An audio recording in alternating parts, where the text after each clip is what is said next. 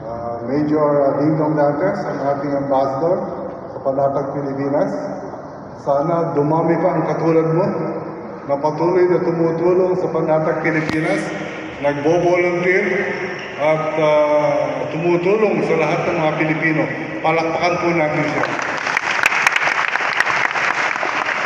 Diana Foundations, headed by the President, General Manny Bautista. The distinguished guests, our responders, the people from our city, ladies and gentlemen, good afternoon.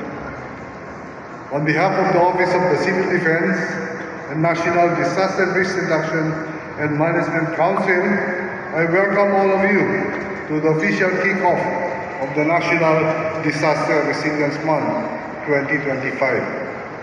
This year, we gathered under the theme, Kumilos para sa kahandaan, kaligtasan at katatagan. It is more than a theme. It is a declaration. It affirms that Filipinos are already moving. We are responding, adapting, and preparing for our communities to our institutions.